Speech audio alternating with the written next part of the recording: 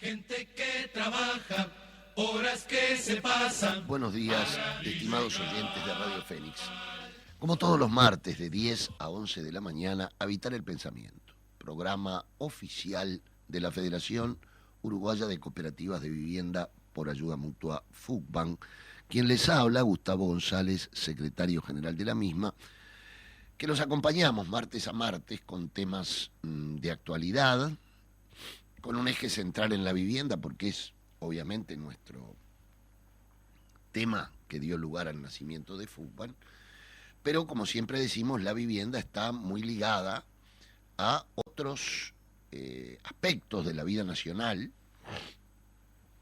y no se puede pensar solamente en el problema de la vivienda al margen de la política global, tanto a nivel nacional como regional, porque todos son elementos que importan, igual que la economía, la historia de los hechos, son todos elementos centrales que una organización social del campo popular, como es la nuestra, debe tener en cuenta siempre en sus análisis. Y hoy el tema central que ha, digamos, concitado la atención de la mayoría de los medios de prensa, tanto orales como escritos, ha sido el tema de la reforma jubilatoria. Bueno, yo quiero decir que el tema, ustedes saben que tenemos una posición contraria a esta reforma jubilatoria, pero yo me voy a detener antes de decir los por qué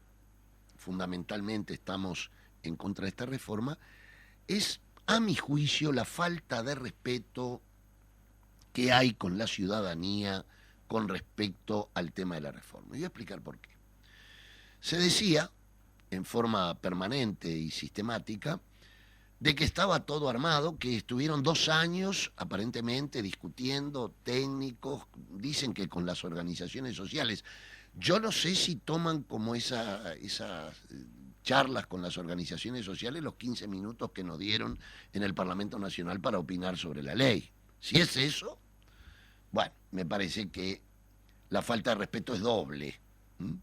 Pero ¿por qué digo falta de respeto? Mire, estaba todo armado y ahora resultó ser que Cabildo Abierto colocó, con toda razón y con todo derecho, como diputados del país, bueno, una serie de aspectos con los cuales no estaban de acuerdo.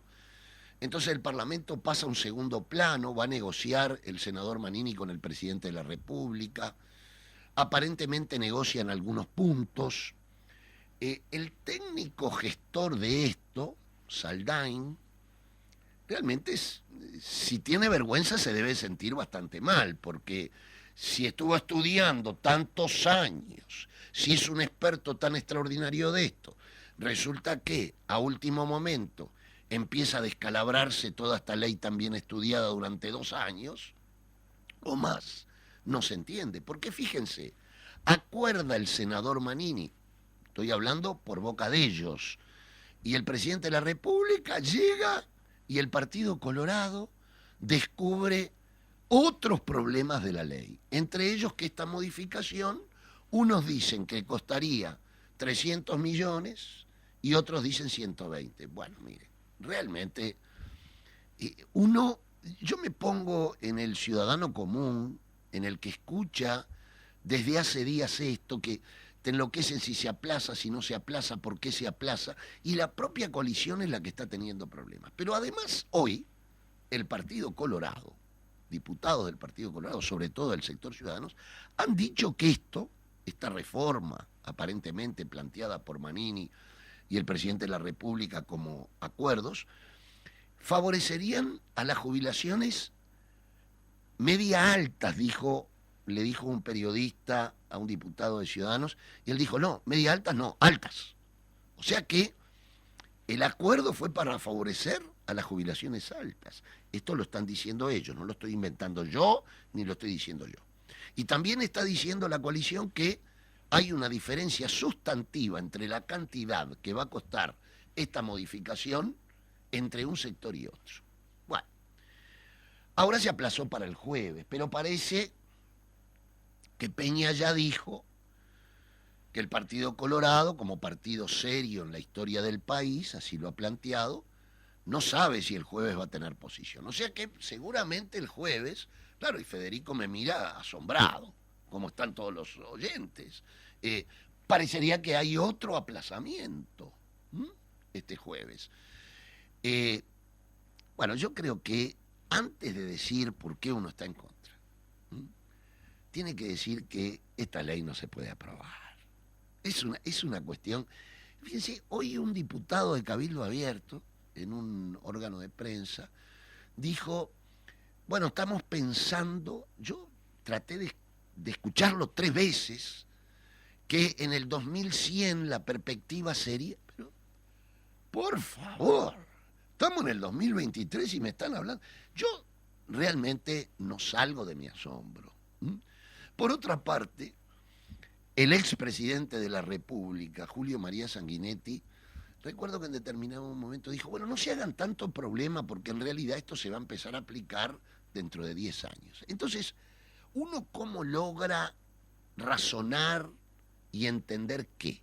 Es urgente porque se cae el BPS a pedazos. Hay que tener cuidado cuando uno pase por la calle Colonia o Mercedes, si no se empieza a derrumbar el edificio.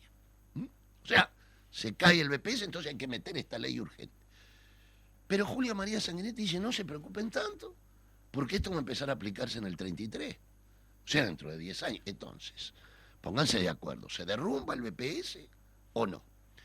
Lo otro, bueno, hoy escuché al diputado Olmos que planteaba que en este acuerdo que hubo Manini y Lacalle, porque hay que decirlo así, fue un acuerdo Manini y el presidente de la República, que mandan al Parlamento, se dice que aparentemente vuelven a ganar en esto de la jubilación los militares.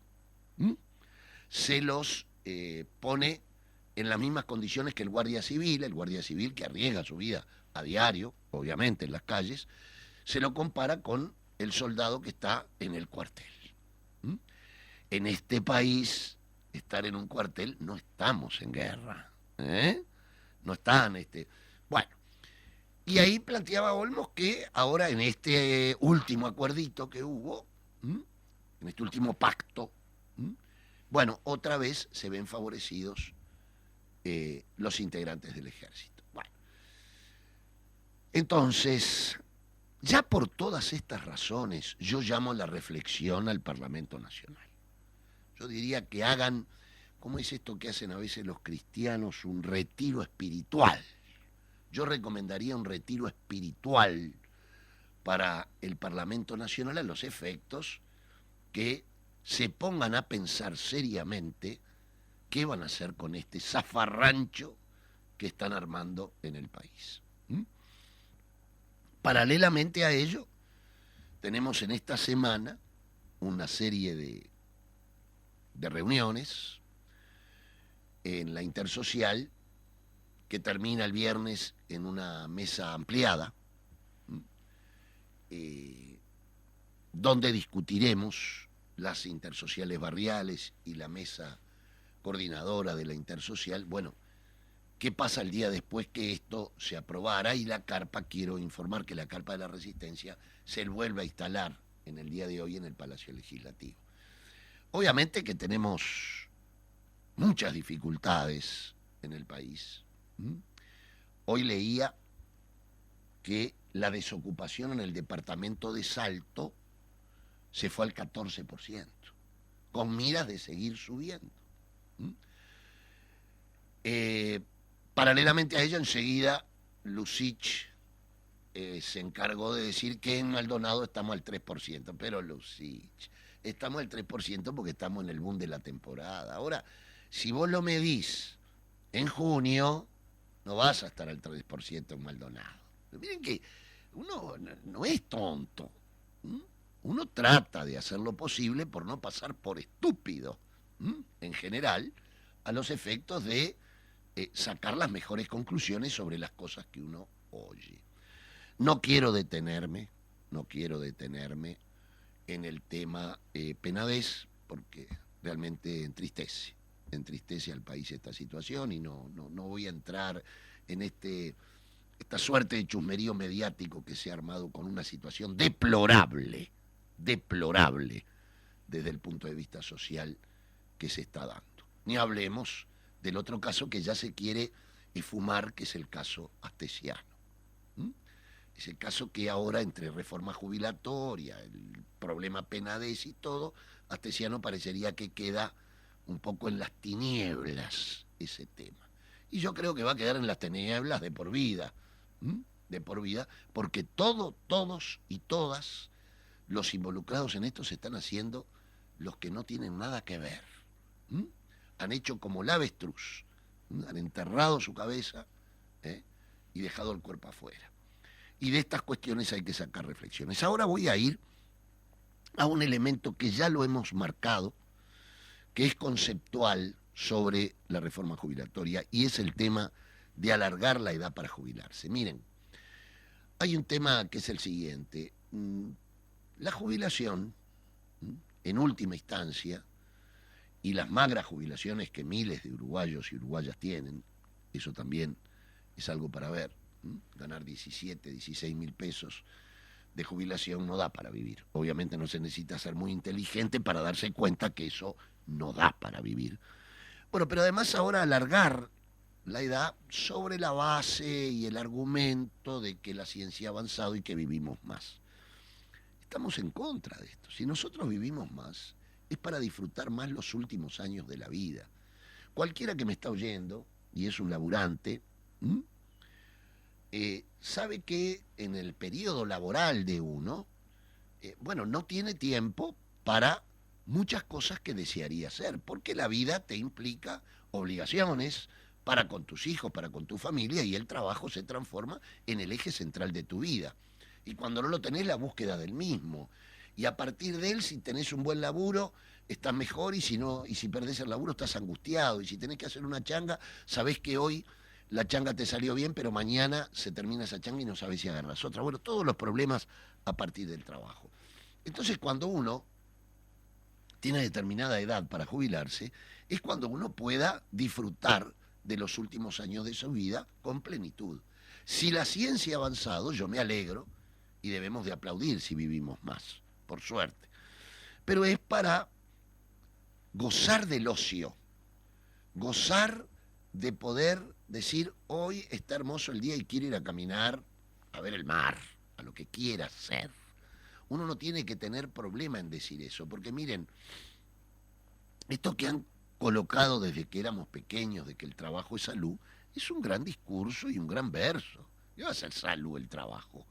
¿A ustedes les parece que es salud? Yo ahora venía para acá, para la radio, y veo un edificio donde hay un trabajador de la construcción que está con todos los cuestiones de seguridad, por suerte, y gracias a la lucha de su sindicato, pero bueno, está en un andamio, y yo decía, ahora cuando venga el invierno, estar allá arriba no es bobada. Y como ese trabajo, otros.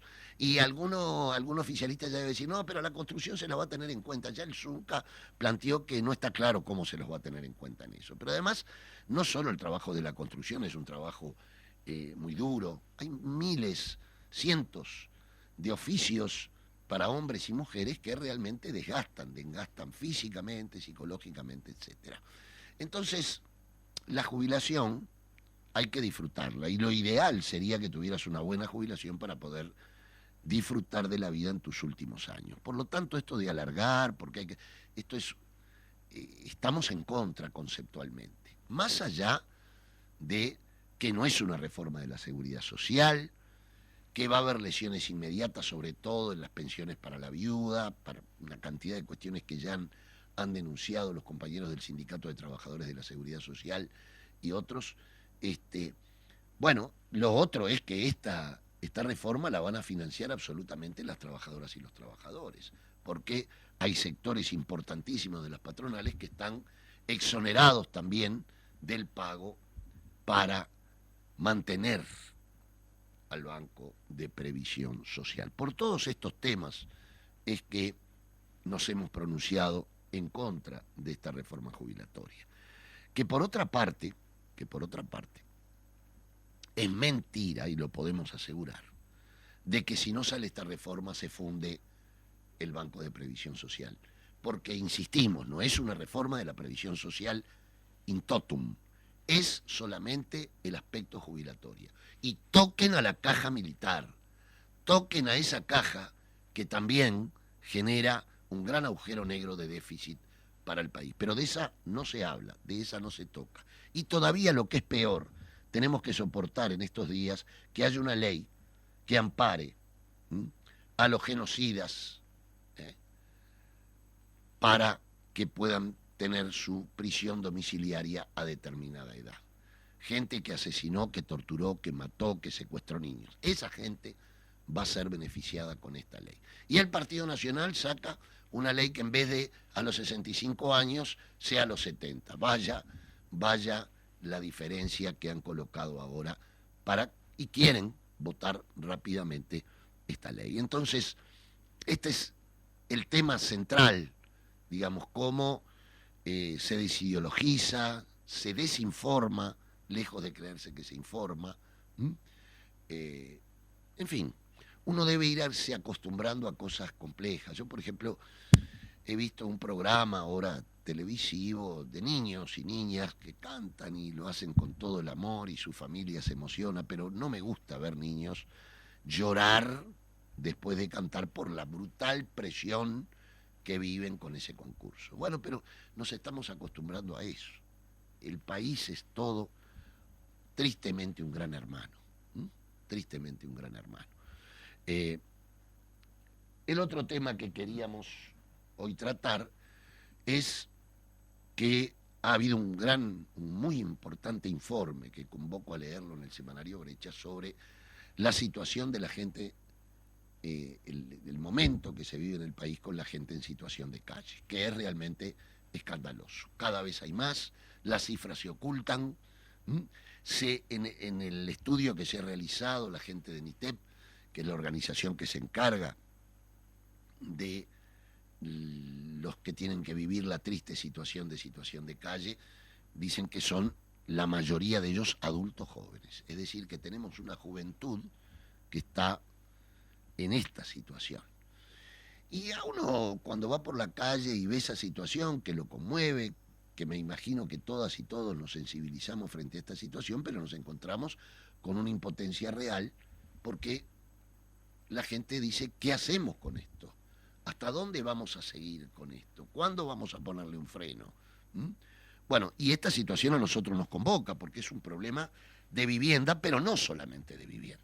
Acá tendría que haber una política de Estado que tenga que ver con la salud, que tenga que ver con la situación de drogas, de alcoholismo, de situaciones de salud mental, ¿no? Y debemos hacerlo. Yo realmente me indigna cuando se dice y se los maltrata a la gente que vive esta terrible situación. Y cada una de esas personas es una historia que los llevó a eso. El otro tema que está ligado al problema que hoy vive la ciudadanía, porque uno solo con ver un informativo lo nota, es la situación de violencia ciudadana que existe, ¿no? Tanto muerto acá, tanto muerto allá, los femicidios continúan. Y bueno, también eso se pasó por alto. Ya ahora está todo bajo control. ¿Qué está bajo control? Un país que ya todos los analistas, ninguno se niega a pensar, o por lo menos a colocar lo contrario, están hablando de una posible recesión en Uruguay, que era lógico y que nosotros desde este micrófono lo denunciamos en más de una oportunidad, pensar que Uruguay estaba blindado frente a una situación mundial que vive el sistema capitalista todo, es una ilusión que ya se está desmoronando. Y bueno, entristece ver que la desocupación aumenta, entristece ver que la carestía de la vida continúa. Ya la gente, yo creo que ni mira los precios, porque todos los días tenés una sorpresa nueva en artículos de consumo alimentario, por ejemplo, ¿no? Que son de los que necesita la familia a diario. Entonces, en ese marco es que también estamos planteando la necesidad de que se vuelvan a retomar los temas centrales del país. Y los temas centrales del país deben de ser los que atañen a la mayoría del país. Y la mayoría del país son las trabajadoras, los trabajadores y los jubilados de este país. Y a ese sector, el más importante de la sociedad, el que construye este país a diario, sin duda, le interesan los temas concretos, los temas de trabajo, los temas de si va a tener aumento de salario o no, cuando la cláusula puente, esa palabra rara, que ese puente ya se partió al medio hace tiempo y la gente ya no va a poder recuperar el salario perdido. Uno no se necesita ser Einstein para darse cuenta de que si yo perdí salario el año pasado y me lo van a recuperar en el fin de 2023, bueno, el año pasado y este año estuve pagando ya el aumento del costo de vida. Y ya perdí. Y no voy a poderlo recuperar. Es una historia esa de que va a poder recuperarlo. Una historia falsa. Entonces, eso es lo que le importa a la gente y también en el tema de la vivienda, cómo resuelve el problema de la vivienda. Y si uno observa la propaganda de la industria de la construcción, es brutal lo que se ha construido bajo la ley de vivienda promovida. Y están los precios ahí.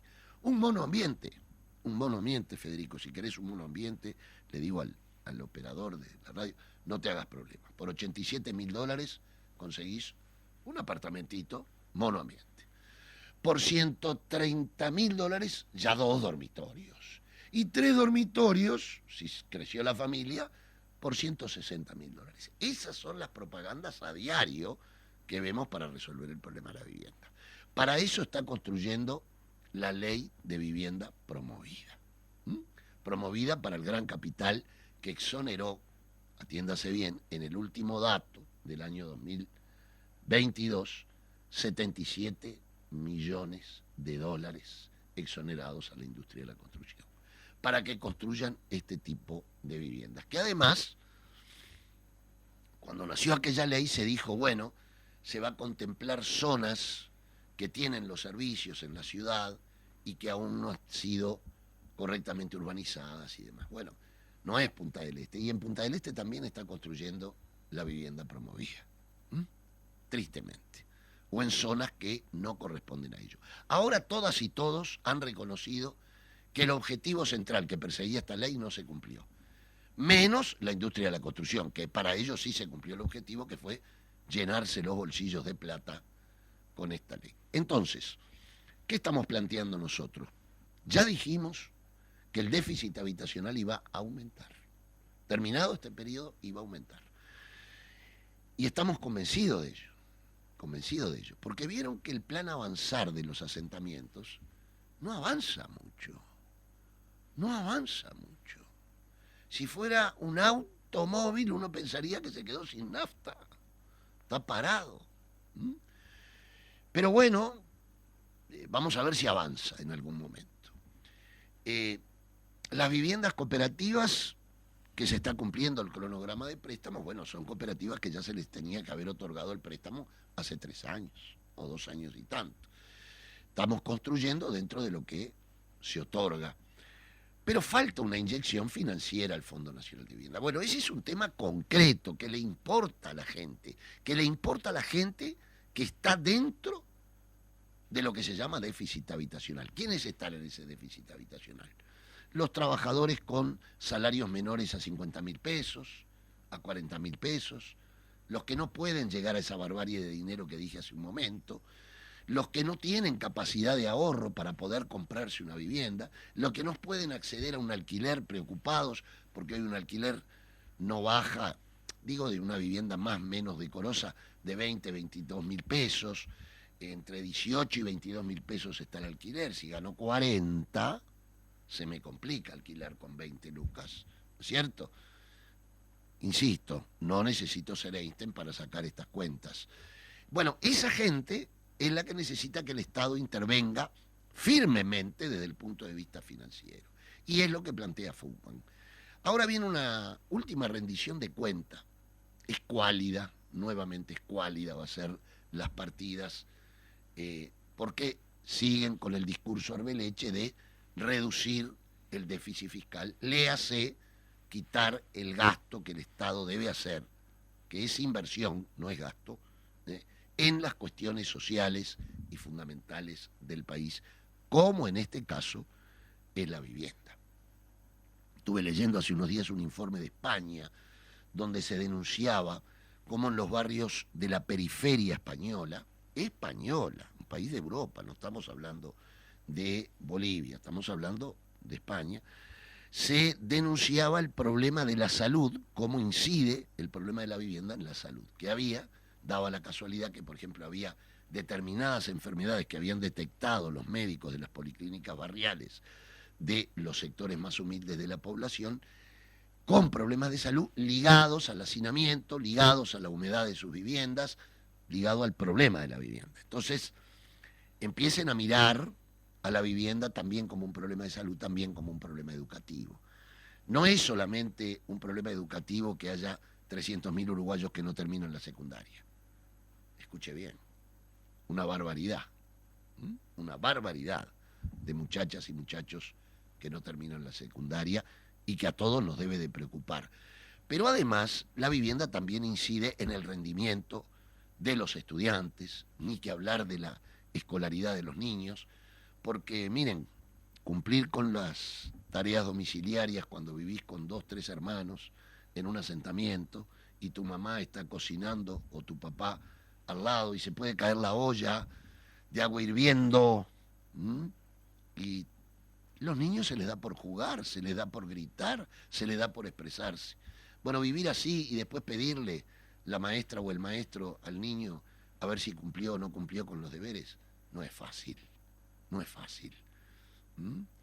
Entonces después llega el cuaderno manchado con una manchita de aceite o de grasa, y bueno, sí, porque el pibe tuvo que hacer el deber adentro de lo que se llama cocina, que no es lo mejor.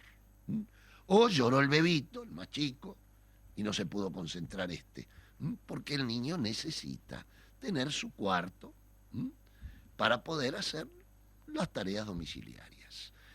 Bueno, entonces la vivienda hay que verla desde ahí, hay que verla desde la perspectiva de desarrollo de un país, de desarrollo humano del país. Por eso cuando ustedes ven la línea de desarrollo humano de los países que se les llama, valga la redundancia, desarrollados, uno de los elementos fundamentales es el problema de la vivienda que se le tiene en cuenta, pero desde esta perspectiva, no solamente desde 4 paredes y un techo. Nos vamos a la tanda, pero le voy a pedir a Federico, que es un gran disjockey y además de un gran operador, que quiero entrar al programa con una hermosa canción del Choncho Lazaroff. Disfrutamos de esta hermosa canción de el Choncho Lazaroff, que se nos fue muy joven, un gran creativo del movimiento popular, que les cuento que increíblemente tuvimos la suerte de que Choncho Lazaroff estaba muy ligado a las cooperativas de vivienda y el himno de Fugban lo cantó junto a Daniel Mañone, junto a Rubén Olivera, esa canción que es Vivan las cooperativas, ¿no? De puño y letra de Rubén Olivera.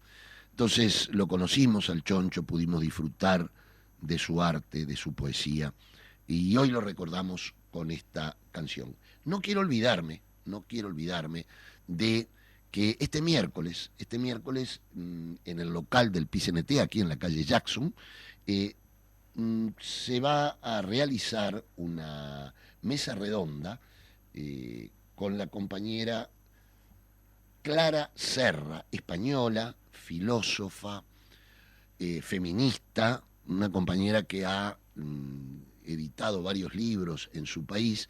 Y bueno, en la Intersocial se armó una comisión de género importante con participación de varias organizaciones y una de ellas, Misu, ha invitado a esta compañera que viniera y bueno, humildemente lo ha planteado que lo tomara la Intersocial y este miércoles estaremos en el local del PCNT escuchando a Clara Serra.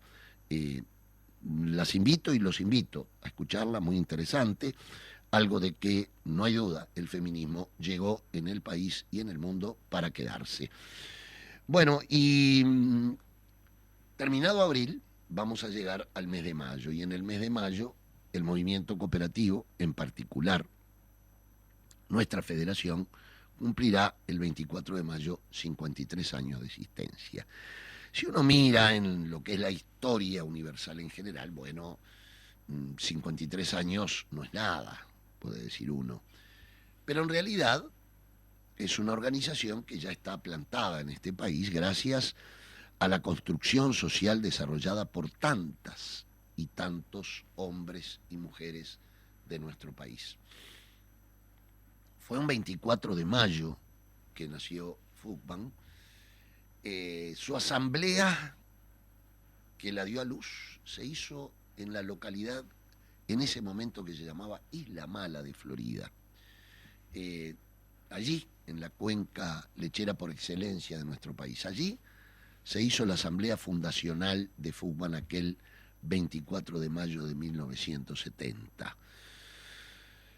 Allí estuvieron nuestros pioneros, hombres y mujeres que creían que los trabajadores organizados, formados, y cuando digo formados digo que tuvimos que estudiar cómo organizarnos para construir viviendas, aquellos y aquellas que no tenían ni idea de la construcción, pero también junto a los trabajadores de la construcción, porque toda obra del cooperativismo de vivienda también tiene mano de obra especializada, sanitaria, eléctrica, en fin, carpintería, ¿no? Bueno, aquellos pioneros ya en 1970 vieron la necesidad de generar una organización de segundo grado que nucleara a las cooperativas de vivienda de ayuda mutua ya nacidas en los años 70.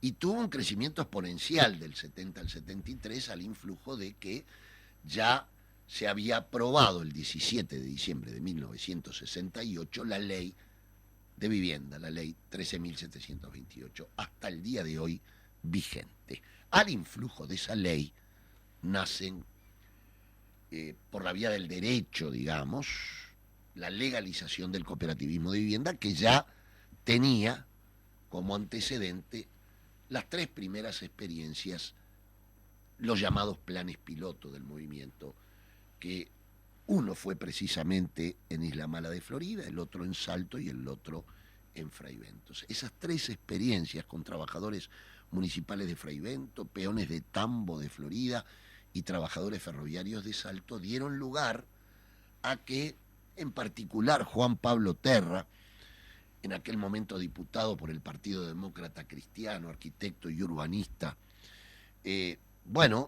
metiera mucho para que dentro de la ley se aprobara íntegramente el capítulo 10 que dio a luz al cooperativismo de vivienda en todos sus formatos. El que más se ha desarrollado, obviamente, es el de usuarios, y por eso a 53 años debemos de recordar siempre, siempre, la memoria es clave para que empuje la acción futura. Y entonces estamos discutiendo qué hacer en este aniversario, fundamentalmente el recuerdo de la historia, pero pensando en la perspectiva que se abre. Luego de 53 años hay trabajadores y trabajadoras que siguen agrupándose en cooperativas de vivienda y yo los invito a que se agrupen. Los invito a todas y todos aquellos que aún no han resuelto el problema de la derecha, sírvanse llamar a FUCBAN al 2522-1410, después del mediodía hasta las 20 horas, pueden pedir que un compañero de FUCBAN se acerque a tal o cual lugar donde se van a reunir las familias para escuchar la propuesta y aquellos que estén interesados empiecen a caminar por el sendero del cooperativismo de vivienda hasta llegar a el techo, que no es menor. Bueno, y en estos 53 años hemos vivido y hemos sido parte de la historia del país. Y hemos sido parte de la historia del país no solamente en el tema de la vivienda, por suerte. Por suerte, los trabajadores y las trabajadoras cooperativistas hemos entendido que tenemos que meternos en todo lo posible, así no le guste a la senadora innombrable. Innombrable. ¿Mm? Ya lo dije, como dijo el poeta, cuyo nombre jamás quiero acordarme. Jamás quiero acordarme. Bueno, ella está preocupada porque hablemos solamente de ladrillos. No, nosotros no tenemos un ladrillo en la cabeza. Nosotros razonamos, discutimos, pensamos, criticamos, tenemos pensamiento crítico frente a todo lo que sucede en el país durante estos 53 años. Por eso, en el local de fútbol de la calle Río Negro 1544, que hace 2 años se la nombró sitio de memoria, se iba a reunir Alberto Sumarán, López Balestra, Luis Ituño, del Partido Nacional, Asiaín, Hierro López, del Partido Colorado, Carlos Baráibar, Guillermo Chiflé, Gonzalo Carámbula, representantes de todos los partidos políticos cuando se luchaba contra la dictadura. En ese momento, a la innombrable le servía que nosotros habláramos de todo. Entonces, uno no es un preservativo que se usa y se tira. No. Somos seres humanos pensantes y una organización que piensa, discute, critica cuando tiene que criticar y aplaude cuando tiene que aplaudir. Entonces vivimos el periodo del Pachecato, vivimos el periodo de la dictadura, vivimos el periodo de Sanguinetti, de la calle, de Sanguinetti de vuelta, de Jorge Valle, la crisis del 2000 y 2002, el gobierno del Frente Amplio y ahora el gobierno de los Mayauro, como le gusta decir al presidente de la República, que a los Mayauro no se los toca. Bueno, en toda esa historia hemos intervenido y nos hemos pronunciado y hemos fundamentalmente construido. Y en esto sí es orgullo. Uno puede estar a favor o en contra de lo que plantea una dirección de Fuban. Y eso es el juego democrático y está bien que así sea con el respeto debido. Yo estoy en contra de esta posición que ha tomado Fuban por esto y esto otro. El otro está a favor. Pero lo que nadie puede decir del cooperativismo de vivienda de ayuda mutua que no construye y que no construye bien. Estoy hablando de las cooperativas de vivienda afiliadas a Fuban. Digo esto porque frente a ellas nosotros podemos responder, frente a otras no. Estamos recibiendo lamentablemente muchas denuncias en la sede de FUCBAN de algunos grupos que no están afiliados a FUCBAN, que están teniendo serios problemas constructivos con sus institutos y demás. Hagan la denuncia en el ministerio, denuncien las cosas con fundamentos. Bueno, tengo este problema, bueno, como grupo humano, vayan y digan que el Estado debe tomar cartas en el asunto cuando hay desviaciones de cualquier orden y de quien sea. No es el caso de nuestras cooperativas, por suerte podemos hablar con orgullo de ello. ¿Que ha habido errores? Sí, errores, todo el mundo, el que hace siempre tiene errores, no existe el ser ni la organización perfecta que todo lo hace bien. Pero una cosa son errores y otras cosas son horrores. Y otra cosa es cuando uno comete errores que tienen que ver con el dinero de la gente. Esos no se pueden perdonar. Entonces, en ese marco vamos a un 24 de mayo que vamos a conmemorar junto a todas y todos los compañeros cooperativistas. Pero además, en estos años también hemos vivido experiencias inolvidables con países hermanos. El cooperativismo de vivienda no quedó encerrado en las fronteras de nuestro país, que por otra parte les quiero decir con mucha honestidad, estoy en contra de las fronteras en el mundo, estoy en contra, las fronteras son siempre políticas. Yo creo que somos parte de la humanidad toda y del planeta todo, pero somos parte, no somos ni los dueños del planeta, no, somos parte. Y yo no tengo diferencias con un ser humano de Honduras, ni de Argentina, ni de Brasil, si son trabajadoras y trabajadores. Y me gustaría que en el mundo no existieran fronteras. Y que el mundo fuera distinto y que no tuviéramos que hoy estar teniendo la friolera de 100.000 muertos ucranianos y 100.000 muertos rusos por toda una lucha de la unipolaridad que quiere imponer Estados Unidos junto a la OTAN, y tampoco defiendo a Putin, que es representante de una burguesía rusa también, pero que obviamente acá sí hay que responsabilizar de quién está impulsando la guerra, que es en un tiro por elevación a China. Hoy yo diría que a los 53 años de Fuban debemos pronunciarnos que pare la guerra en forma inmediata, por el bien de la humanidad, por el bien de la humanidad toda.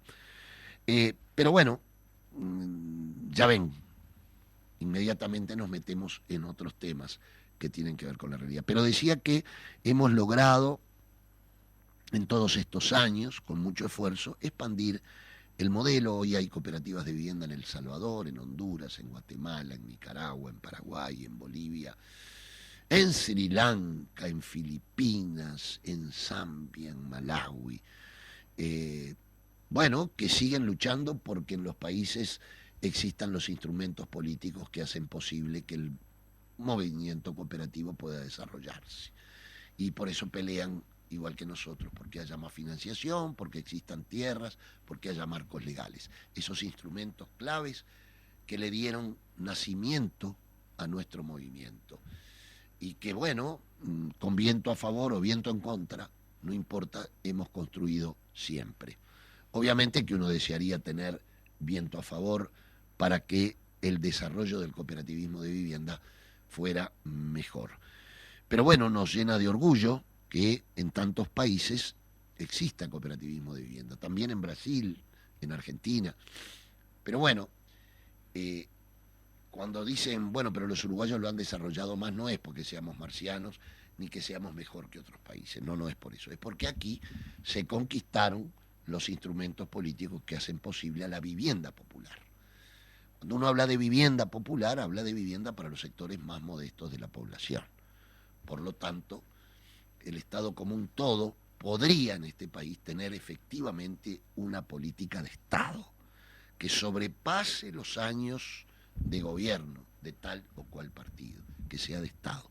Y yo diría humildemente que nuestro cooperativismo de vivienda sí ha sido una política de Estado.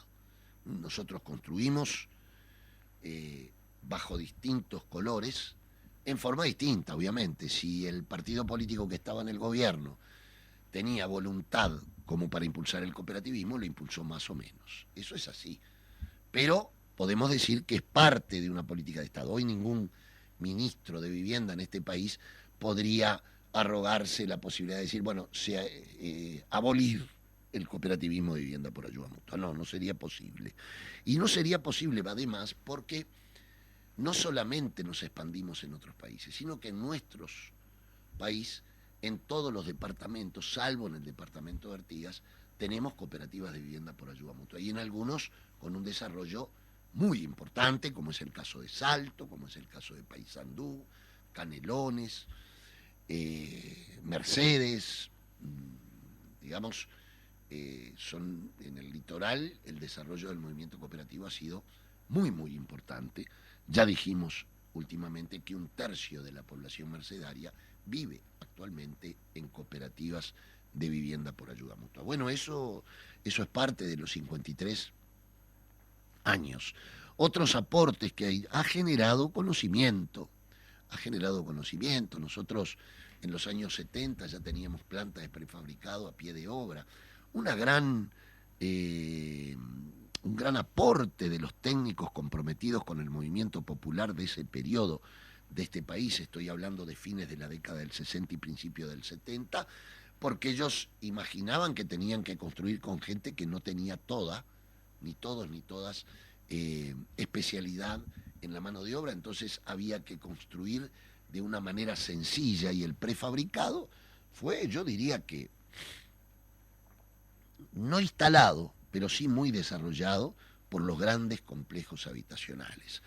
Pero en estos 53 años además no construimos solo viviendas, sino que vale la pena, y es un estudio que nos debemos todavía, y es la construcción de equipamiento urbano. ¿Qué pasaba?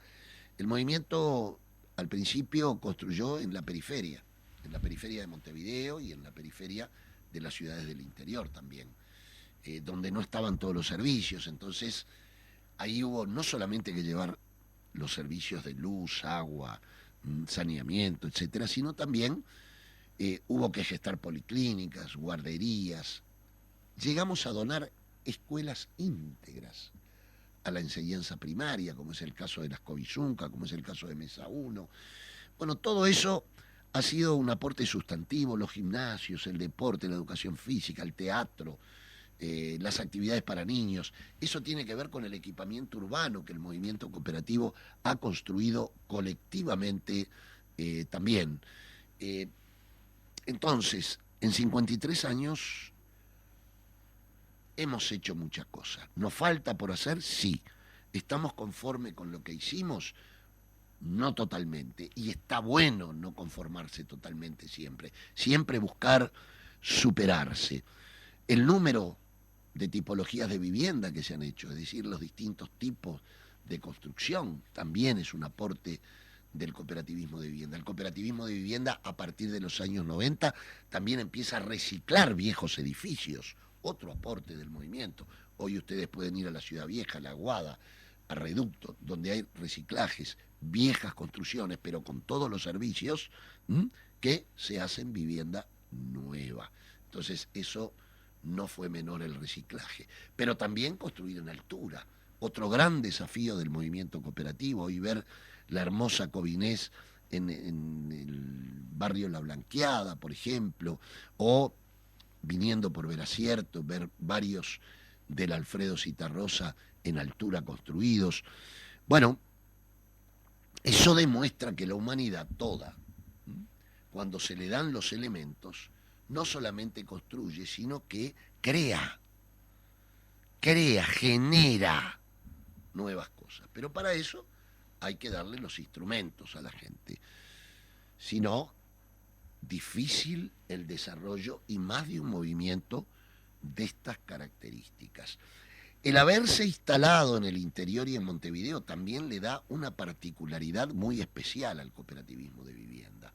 Porque existen diferencias entre interior y Montevideo, claro que existen. Cualquier oyente que es del interior sabe que no es lo mismo nacer en una ciudad de 10.000 habitantes, de 30.000 habitantes, que nacer en Montevideo, por múltiples factores, ni mejor ni peor, es distinto. Pero entonces, el movimiento cooperativo ha sabido amalgamar y adaptar su modelo tanto al interior como a Montevideo. Nosotros tenemos cooperativas en Guichón, tenemos cooperativas en Tarariras, en Juan Lacase, en una cantidad de poblaciones que no son precisamente las capitales de los departamentos.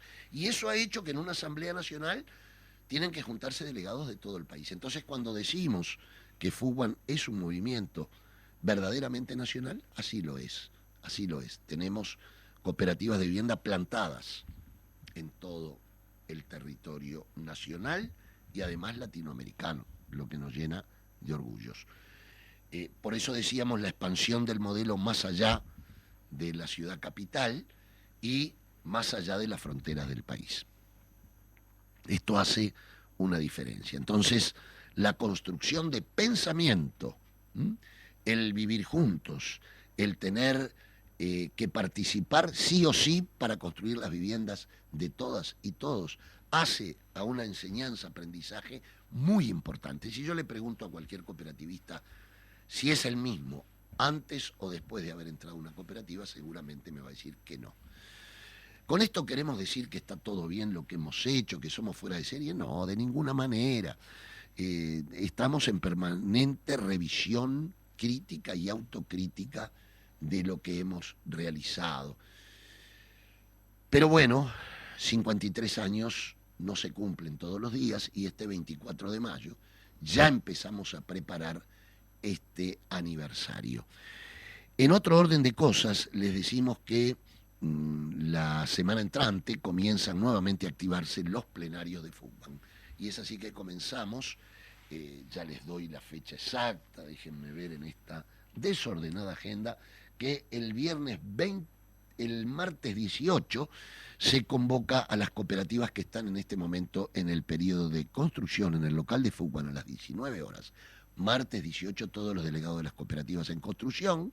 El viernes 21 a las 19 horas las cooperativas en formación y trámite. y el martes 25 un plenario departamental, con miras a una gran concentración del 1 de mayo, y ya ahí en cada plenario vamos a explicar cuáles son las ideas centrales que hemos discutido en la Dirección Nacional para desarrollar en el aniversario de FUCBAN, en este 53 aniversario de FUCBAN. Me preguntó un oyente, antes de la Semana de Turismo o Semana Santa, como les guste más según las creencias de cada uno, sobre el camping de FUCBAN. Bueno, el camping de FUCBAN ahora entra en recesión porque tenemos un camping en el balneario de Costa Azul, que lo compramos con el esfuerzo de todas y todos los integrantes de nuestro movimiento. Y bueno, ahora entra en receso por un tiempo que se va a reacomodar el camping y luego la idea es que trabaje todo el año. Bueno, nos vamos.